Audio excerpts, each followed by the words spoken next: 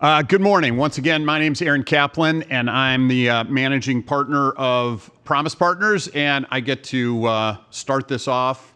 I'm going to introduce, and I'm going to participate. So I got a bunch of roles going on. This is Northeast Ohio's ETA Resource Advantage Workshop. Welcome. We have a panel today. Great people. Scott Lowry, ETA entrepreneur, Osborne professor. He is the founder of Promise One Companies that invest in ETA entrepreneurs, and he's Weatherhead alumni as well. David, right in the middle, is Deputy Director of Business Growth for the City of Cleveland. Khadijah, in the red jacket, is a Senior Director at Yelp and aspiring ETA entrepreneur, a Weatherhead alumni, and a Promise Partner ETA Accelerator member. Marcia is on the end in the gray, is the Director of Business Transition at Manufacturing Works. Brianna on this end is the Vice President of Learning and Development at Manufacturing Works. Phoebe in the turquoise blue is the CEO of Acumen Apparel and Promise Partners ETA Accelerator. And my name is Aaron, and I am a business owner and Promise member. And I'm going to turn it over to Scott to be the master of ceremonies for this. All right, thank you. So I think I'll use this. All right, so I'm just gonna introduce a couple of ideas. I'm gonna invite this group to share. Let's see. I think I got to switch over somehow here. Let's see how that works. Hold on. Is this thing fired up? Hold on. All right. Should have tested this beforehand, right? All right, we'll do it like this. Okay, so first of all, just in case, we probably won't need to do this in a year or two. What is entrepreneurship through acquisition? It's a strategy to become a business owner where an entrepreneur either self-funds or they seek investors to help find, acquire, and run typically a $2 million to $20 million revenue type company. As far as what we're teaching at Weatherhead, what we're doing at Promise Partners, that's typically the range. And this can absolutely work for a $200,000 to $1 million or $2 million Main Street type business as well. Mostly what we talk about at the conference in the classroom at Promise Partners is sort of this lower, middle kind of 2 to 20 million, but this works for every size small business for sure. Another way to look at this is, and this is what really got my attention when I first heard about this, it's a much lower risk path to business ownership. So the stats, 90% of startups fail. What's interesting beyond that is the 10% that succeed, only 10% of those get to be $1 million or more in revenue. Okay, so starting a company, you have a 1% chance of creating a company with $1 million or more in revenue, whereas ETA, the odds, if you look at the research that Stanford's done, if people raise money, start a search fund, they have a 67% chance of buying a company. The medium size of that is like $5, $6, $7, $8 million. So much higher odds to become a business owner using acquisition entrepreneurship. A lot of demographics. There's a lot of conversation in the world today about the shifts in our population. There's talk of this silver tsunami. There's trillions of dollars of wealth that's in the process of transitioning. It's estimated that there's about $10 trillion worth of businesses that are going to change hands over the next 5, 10, 15, 20 years. And if you look at the number of small businesses, there's 6 million or so businesses with employees in the U.S. There's about 4.7 million that are less than 10 people. There's about 2.2 million that are 5 to 100 people. So there's a very big market. Okay, so that 4.7 is kind of the lifestyle Main Street type potential business opportunities. This very much applies to that. And then what we talk about in terms of scalable platforms, a little bigger company, a little more of a team, maybe a little bit more presence in the marketplace. Very big market opportunity. We're in the middle, and the conversation today we're going to shift to here in a second is we're in the middle of the most mature ETA ecosystem in the world, arguably. And there's a lot of reasons to back that up. This is a topic that's been taught here at Weatherhead since the 1970s by Richard Osborne. He started the Promise Partners ETA Accelerator in 1992. It's already been mentioned that group has had incredible outcomes, 68 or so people becoming owners in 90 plus companies. And there's a bunch of people that didn't come through that direct path that we run into all the time, that were influenced by either Richard directly or other people in the community. So between the talent, the education, the mentorship, the investors, the funding opportunities, that is a reflection of Cleveland's, long legacy of entrepreneurship and philanthropy, we're in a great spot. All right. So enough about all that. So what I want to do is we're going to go through a few things here. So we put this panel together to be a kind of a quick cross section. We could have filled up all the way across all three ballrooms with people representing different groups, but we picked this group just to show a representation. And I want to hand it over to Marcia to talk a little bit about the Manufacturing Works Growth and Transition Program. And we're going to give you a sample of some of the different resources that are available in this ecosystem, and then we're going to open it up for questions. All right, so Marcia, go for it. Good morning. Can you all can hear me? I'm Marcia Syriac, and I'm the director of Manufacturing Works Ownership Transition Program. And how that relates to ETA, our business owners that are either they may be a third generation legacy owner of a manufacturing company and not really considering what their options might be when they go to transition.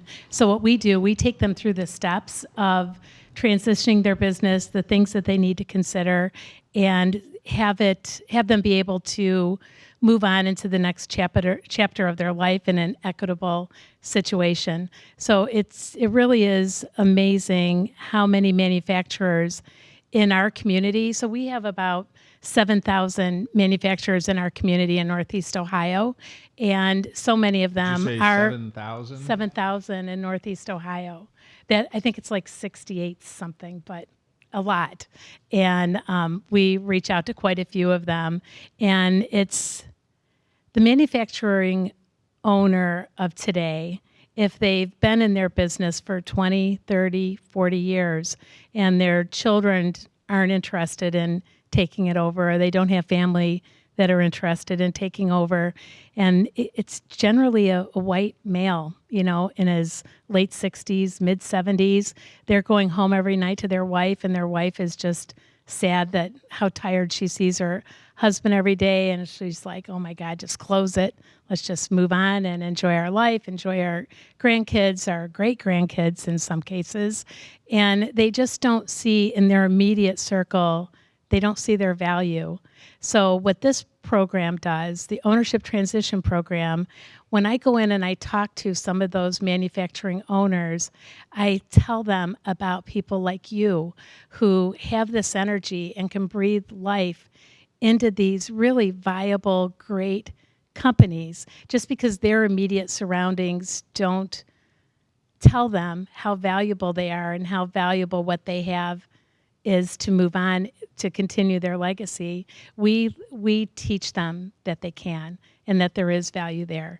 So it's a 12-week program that's a boot camp. The actual program is a year long, and we encourage any owner to go through this program, understand what their options are, become a prepared seller, and meet these wonderful entrepreneurs who are ready to take the bull by the horns and really make them proud of the legacy that they can leave behind. Can I just add a little commentary? So the first business that my buying group bought was a business through Manufacturing Works. They were brokering it. It was a 100-year-old piston company. And the reality is that Marcia didn't share is all these owners have never sold a business, so they don't get the game at all. And it's completely nerve-wracking and frightening. And so going through a course to just, hey, what do I need to do with my QuickBooks? What do I need to do from a legal perspective? How do I set my business up, et cetera? So it was the gentleman that we bought our business from. It was a 95-year-old and two 72-year-olds. It was the third and fourth generation. They didn't have a clue. So they had a resource because they were part of Manufacturing Works. They educated them. And yeah, I mean, we as buyers had to educate as well, but they had no clue walking in the door. So it's super helpful to have a program to educate people. So, sorry. It's amazing to me. I've had the experience many times teaching courses at Case Western where we introduced this idea to business-oriented students, and that just the idea that they could figure out a way to actually go buy a company versus start a company. It's such a transformational idea. And what I've learned from Marcia is that oftentimes these 7,000 manufacturing companies, there's a large number of those folks. Like the idea of like there's actually a buyer out there that would be interested in paying a fair price for this business can be a transformational idea. So a big part of what we're trying to do here in kind of this event and nurturing the ecosystem is to make it more obvious that these opportunities and connections are out there. All right, so let's switch over to Brianna. Tell us about the Manufacturing Works Leadership Institute. Great, thank you. My name is Brianna Schultz. I am the Vice President of Learning and Development with Manufacturing Works, and I'm Marcia's other half. I run leadership development programs for manufacturing companies for leaders at all levels, but one of the programs we run is the Leadership Institute. And the main goal of that program is to develop and diversify the next generation of manufacturing leaders and owners. So very similar to the Ownership Transition Program. It's a 12-week program, small cohort-based program, and people learn from subject matter experts, many of whom are here today and involved with Promise Partners, to just basically give a crash course in what it takes to acquire a business, what are some things I need to think about, and what you need to be thinking about if you're leading that business. So I know there's a lot of investors here. There's also a lot of people who want to get their hands dirty and actually run the business. And so we make sure that we give you we're not going to give you every tool, but we're going to make sure that you know what you don't know and are connected to resources that can help you in those various gaps that you may have within your own experience in leadership. Of course, we also try to do some matchmaking between the two programs, and it doesn't always, it's not always a good fit. So, Marcia always says she has a list as long as her arm of people interested in looking at the ownership transition companies. But we do try to do some kind of exclusive matchmaking when we can between the two programs as well. And there are several alumni of the Leadership Institute in this room right now and at this conference today. So I'd be happy to introduce you to one of them or talk to you more about the program as well. That's fantastic. Thank you. And there's Frank right there. He's a Promise Partners member right there in the picture. So you're not lying. Lots of crossover. All right. Hey, there you go. We've got Eric in the back of the room. Hi, Eric. All right. I'd like to turn it over now to David. We got connected recently, and I was really happy to hear some of the things that the city's already doing to support small business, and again, building on this theme of a thriving ecosystem.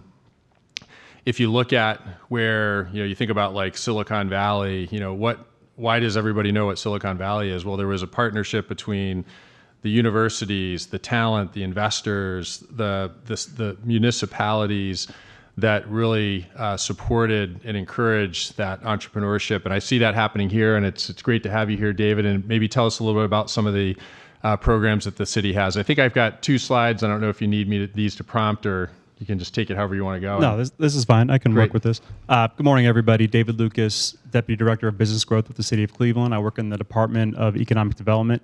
Just a couple of things I want to touch on. First of all, I just want to say how interesting and important the ETA program is to me personally, because this represents an opportunity to keep that wealth within a business in the community. A lot of times the main option for a business owner that is looking to exit, retire, is to kind of sell to private equity, which I have no issue with, but it's always great when there's other options that involve wealth staying within the community. So it's really important just to mention that. So the city would like to really help a business more on the operational side. Just to kind of frame the discussion, it's post-acquisition.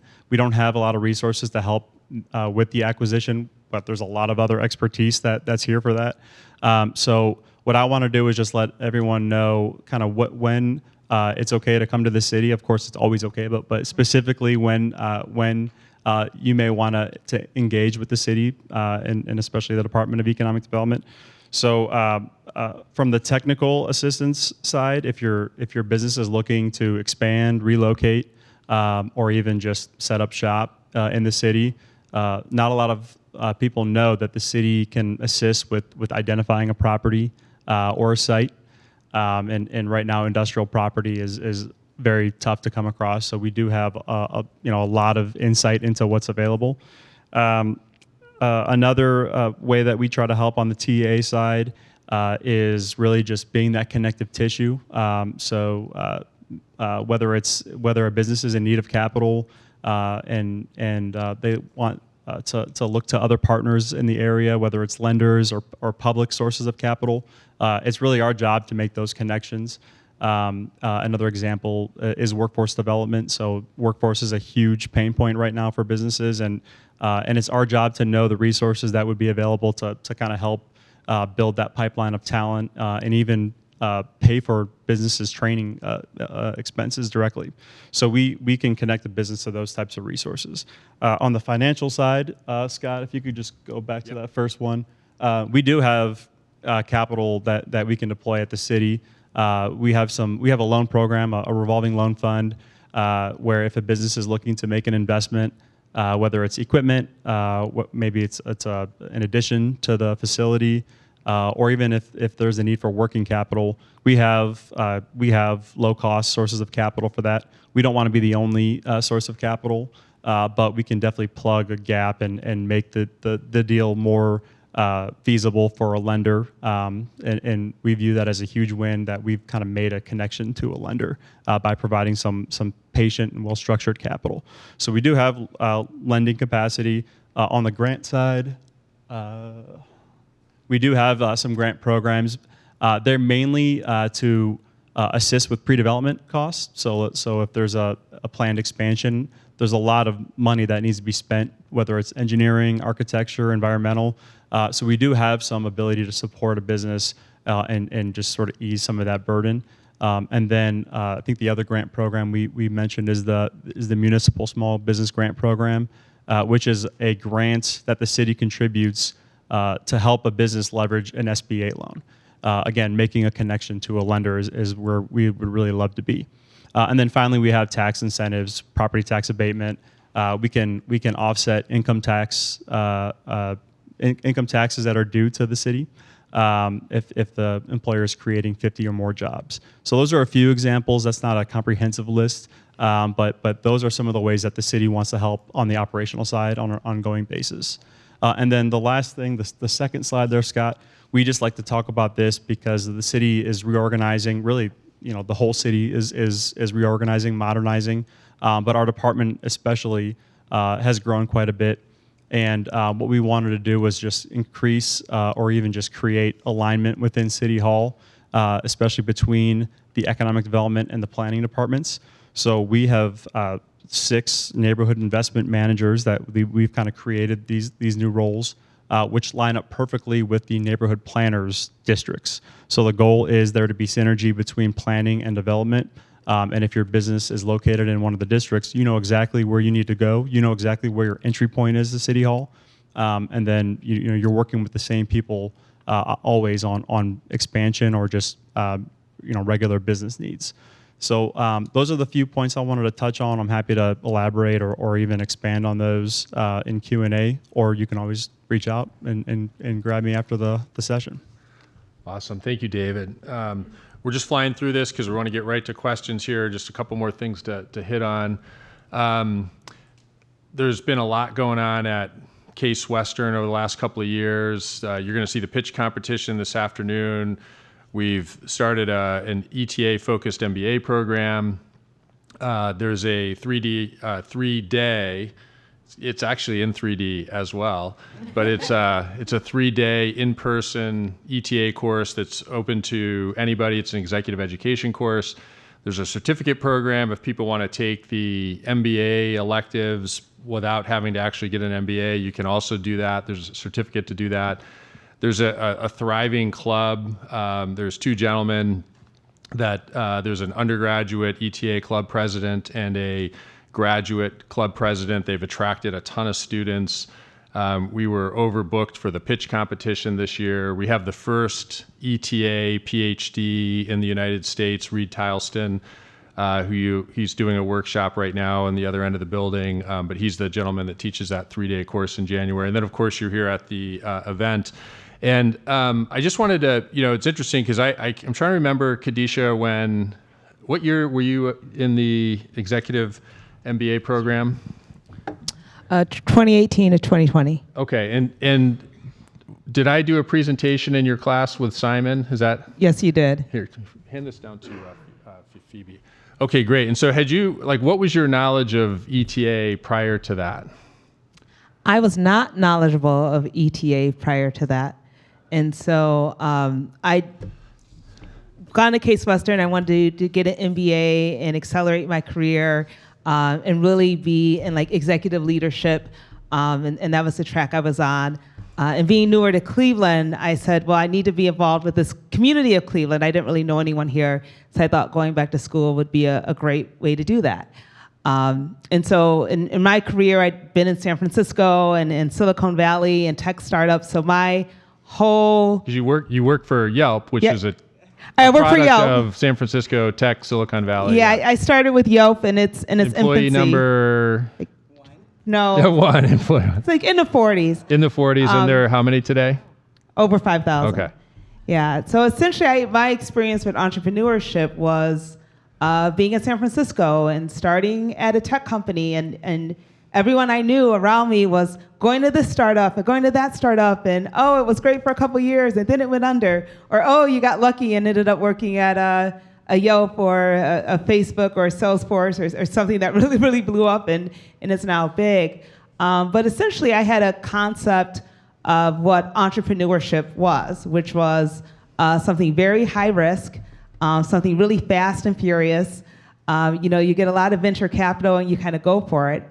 And so it always seemed pretty out of reach as far as where I was at in my career. And looking at being part of a startup and getting through some of those early phases to what's now Yelp's a 20-year-old company, it just felt so much more stable to be in this corporate world. And then going to Case and doing the executive MBA and learning about leadership and business. And then Scott comes in and talks about how he bought a business. And I honestly was like, I don't have any money to buy a business. What's this guy talking about? What does it look like? And taking us through what it looks like to structure a deal and to get funding and to network and build relationships. And that is actually a process, right? There's a bit of a formula to it. And it's accessible. And that was really the first time sitting in that classroom and being like, this is something I could do. This is actually accessible. I don't have to be a millionaire, and I said I don't have to have a rich dad.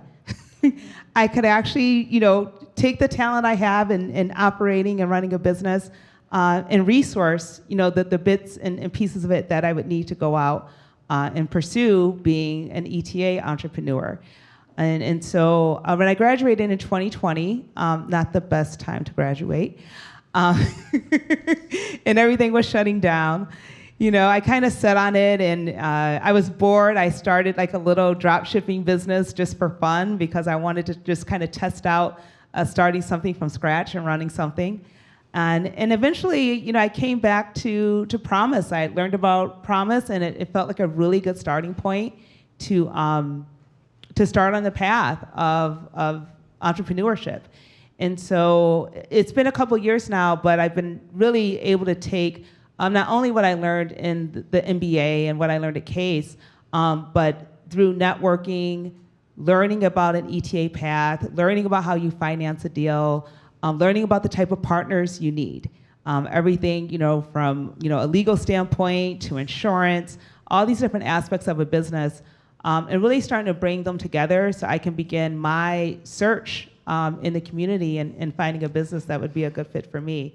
And so I'm on the journey, which is a really exciting place to be. It's not a place, I think, looking back, 10 years ago, I would have thought I would have, been looking at going in this direction.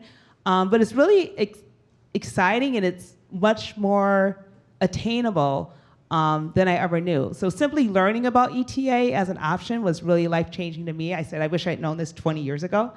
But it's also one of those things where looking to the future and then knowing the kind of impact it can have in this community is really exciting for me as well. Yeah. So. That's an awesome story, Kadisha. And you mentioned Promise Partners, and just in case people aren't familiar, so this is a organization that Richard Osborne started back in 1992. He noticed that he had students who were interested in pursuing these types of opportunities, and he basically threw them together, got them a mentor, and said, just start meeting. And there was 6 people, I think, in the first group. And they just peer mentored each other and helped each other. How do we go from employee to owner? And that group has evolved and has lots of different ways that they come together. That small cohort model is still the heart and core of it. And it's very much it's a nonprofit, peer mentoring, mentor supported group that helps people go from employee to owner. And so Phoebe's also a member of Promise Partners. I would just love for you to share just a little bit, like what has Promise Partners meant, to you as you've come into Cleveland, and just share a little bit about that. So I discovered Promise Partners through Manufacturing Works, actually, sitting on the committee for the Leadership Institute and the Growth and Transition. And Ron Clow, I always say his name wrong, Clow, he mentioned it, and I was like on the call, like, what is Promise Partners? I need to know what this is. I did an application. Thank God I was accepted. But what Promise Partners, I was a part of ETA, just didn't have the terminology. My mother has bought and purchased companies, a soil asphalt company, testing company in Columbus when I was in college. She's a candy girl, a candy lady. That's actually the name of the company. So we were always very retail. I knew I didn't want to do that. And still going 30 years later, but I knew I wanted to do something else. And then I also bought and merged a uniform company, crash course. I had no clue. I still don't know how that happened. And then we sold at the bottom of 2020. But I was working with private equity. Again, do not know how that ever happens, but I was a distributor for the company that I purchased. So although I am actually doing ETA expansion, not necessarily employment or entrepreneurship through acquisition, when I found this group, I felt like I was at home. I am a boomerang. I thought I would never come back to Cleveland. Why? I lived in New York and in Brooklyn and Atlanta, and I just never could scratch the surface of what I really wanted to do until I returned home. And we're just a gold mine of 6,800 businesses that are literally going to go out of business. All those employees are going to be looking for jobs. And because this is my hometown, because it means something to me, because a lot of people's first job was with my mother, working for my mother, that's the legacy that I would like to have. So why not do it here? And we are prime real estate for that. But mostly Promise Partners has given me friends, even if they don't think they're my friends. I'm your friend, Denise, TK, Khadijah, Aaron, everyone pretty much on this, except for you, and I'm gonna find you. Has helped me in so many ways. It made me realize what I don't know, even though I've been through a transition. Like understanding Scott and Aaron are so gracious where they're not gonna make you feel silly or judged, but you may not know what you don't know. And that's what Promise has given me.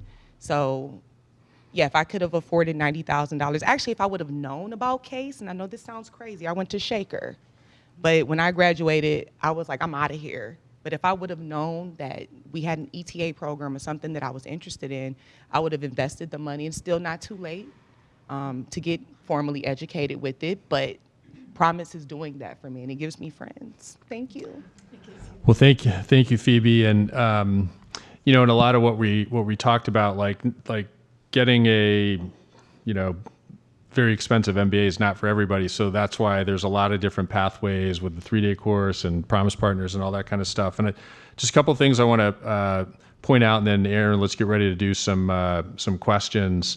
So we're always talking in Northeast Ohio about how do we keep talented people in Northeast Ohio. And here we have Kadisha, who came from the West Coast, working for a big tech company, to be here and wants to buy a company here. Okay. And we have Phoebe, who came from New York City, who had a company there and is attracted to this community and wants to be here. So we have two remarkable examples of very talented people who came here because of, all this. So I think and I see that a lot. So I think that's a pretty powerful dynamic.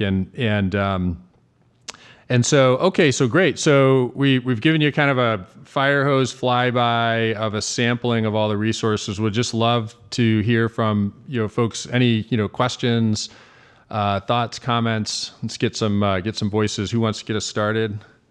Anybody? We'll do the old Richard Osborne volunteering if we don't see anybody. Who's first?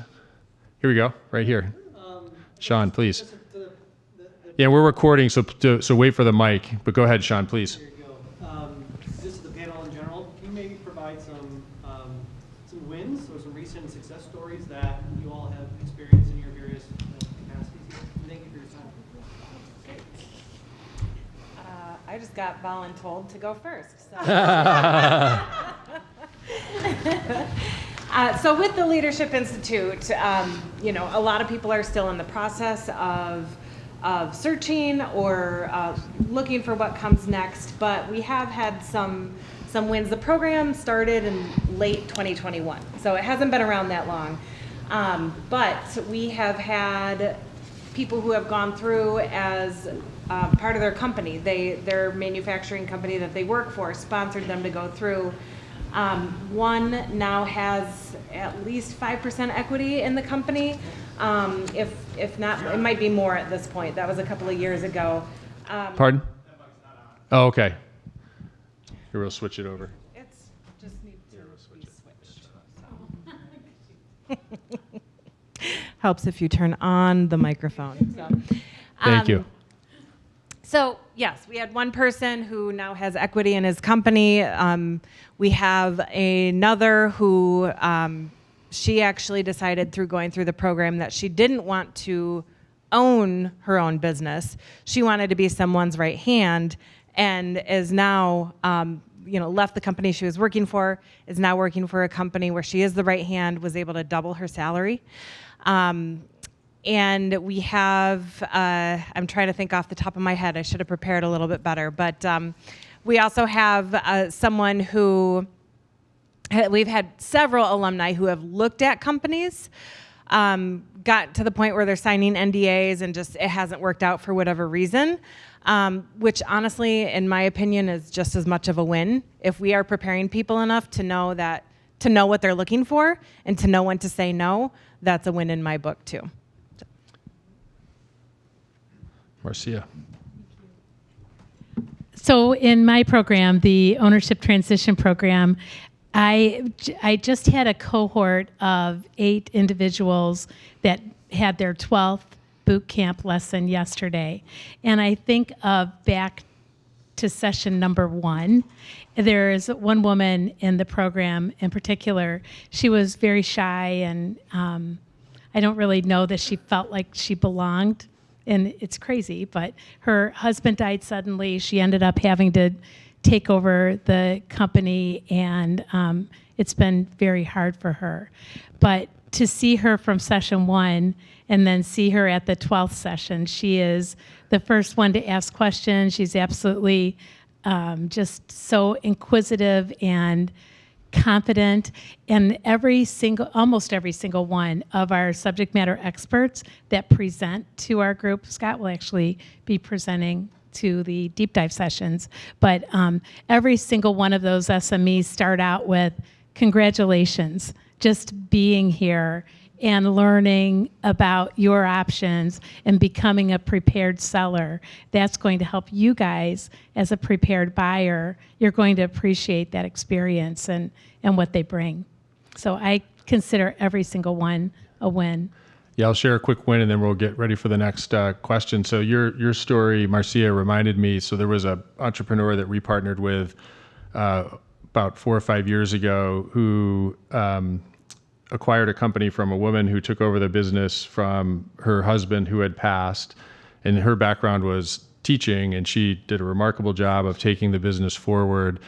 The company was acquired by a Cleveland ETA entrepreneur, built a team, and now that business is set up to be transitioned into an ESOP. And it's an amazing story. And so, it just, I think, to David's point, like we don't disparage private equity. I mean, there's some great private equity firms. We have one of the best, Riverside. They're a sponsor of the event.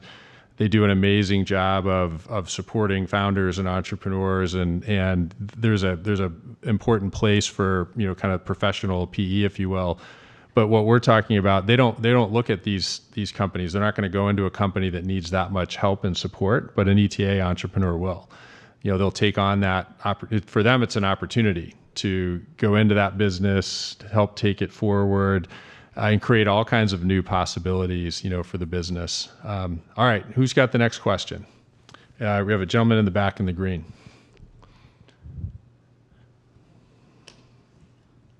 Question for the Manufacturing Works folks. What's the ratio that you see of companies whose founders are nearing the end of their tenure that ultimately end up selling versus liquidating or shutting down or going some other route?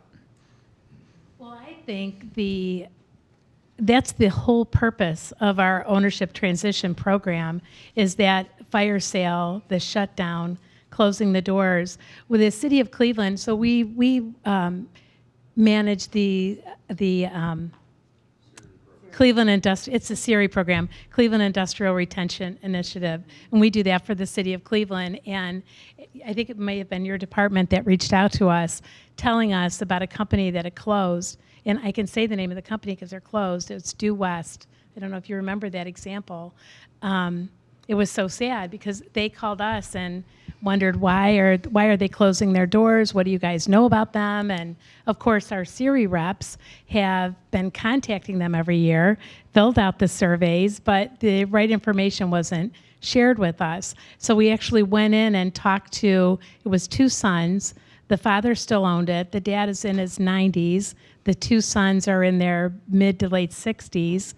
And they had let all their employees go as of December 31st of 2023, and we found out about this in like March.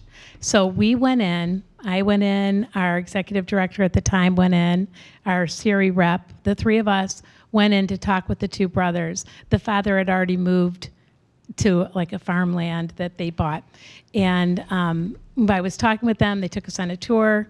They basically said, well, we've already let the company go, we're gonna finish this 1 million part contract, and then we're closing the door. And they started selling off all their pieces. So it bothered me so much. I mean, you could eat lunch off of their parking lot floor. I mean, they had so much pride in their building and what they did, and it just made me very sad. And I could see that they were just exhausted. I mean, these 2 guys, the owners now, who's older than me, are filling in orders and loading trucks and taking an inventory because they didn't want to worry about their 18 employees not having a job. So they found every one of their employees a job, yada, yada. So I was driving home after that meeting. It was too late. But I was thinking, gosh, I know people that would love to come in and help them.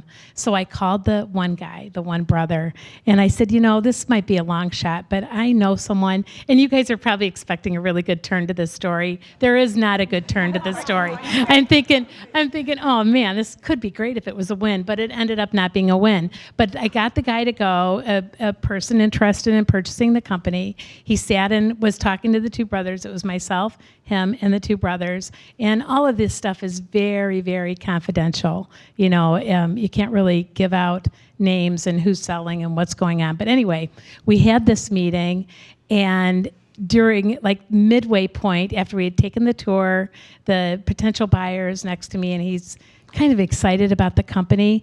And the one brother is saying, well, I bet I could get the plant manager back. And I bet if I called so-and-so, she'll come back and do the bookkeeping.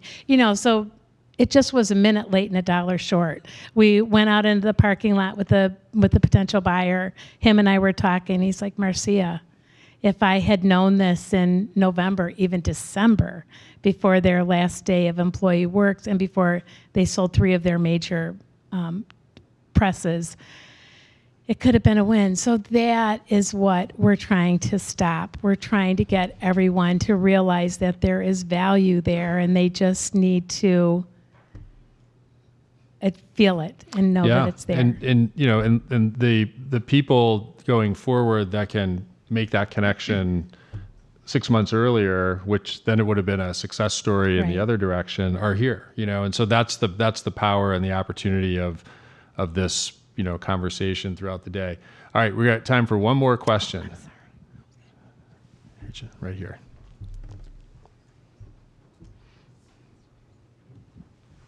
Nate Miller. Thanks, everyone. I really appreciate your time and comments.